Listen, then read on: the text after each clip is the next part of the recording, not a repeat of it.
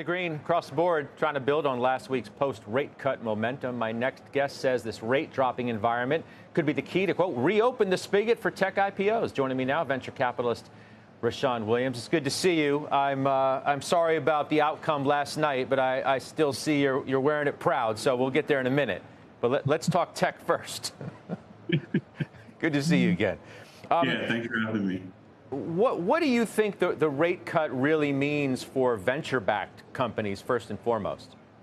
Yeah, I think this is finally where, market sentiment will trump fundamentals. We know non-venture capital investors are afraid of unprofitable companies. We totally get it. We know we've been largely shut out of the public markets for the last 2.5 years. Totally get it. But as rates drop and capital costs decrease, what we're betting is that the sentiment spreads to venture-backed companies and it actually reopens the spigot for tech IPOs. So, about time, but delayed does not mean denied.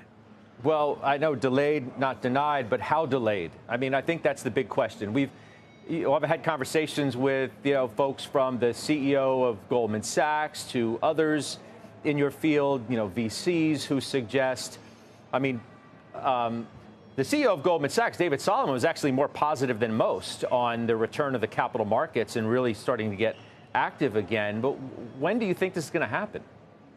Well, I think what you'll see in the next quarter or two are companies testing the market. They've already filed confidentially to S1s. They've been talking about going public forever. They already know that the public sentiment just has to improve, and that once people see access to capital as cheaper and more readily available, then these hyper growth but low profit companies will start to become more in vogue. But look, we were at a historic low interest rate environments where companies were trading on average at 10 times revenue. So in this 4 times revenue environment, are people really excited to go public? You're going to need to see multiple expansion from these hyper growth companies at the same time the IPO market opens. So I think when you see those two things happen, when average revenue, average multiple on revenue go from 4 to probably back in the middle to 7 to 8 times revenue range, and you see IPOs actually happening and trading at par or above, that's when the spigot is going to completely open for us. How are you feeling about the market backdrop now that the Fed has started cutting rates? You think earnings expectations will be justified? Will they be met?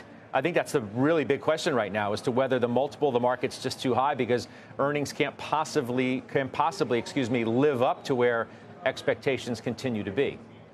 Well, I think the public market is experiencing, for the first time in a long time, what the private kind of venture capital market experiences all the time. We're used to seeing 25 and 50% CAGRs on the revenue side. We're used to seeing 14 to 30% CAGR on the EBITDA and the profit side. Hypergrowth companies is the name of the game for us.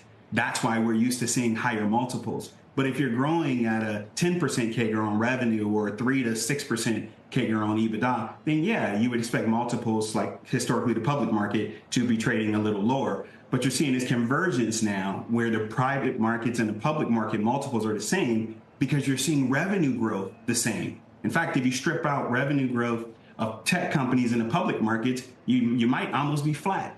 So I think as the market continues to expand and tech continues to dominate, you'll continue to see these hyper growth and high multiples that are prevalent in today's market. Yeah, I know you have your eye on what's taking place with Intel. That stock's obviously been on the move since news broke that, there's some deal talk around that company. You make the argument in the notes here that you'd prefer that they continue alone. Why is that?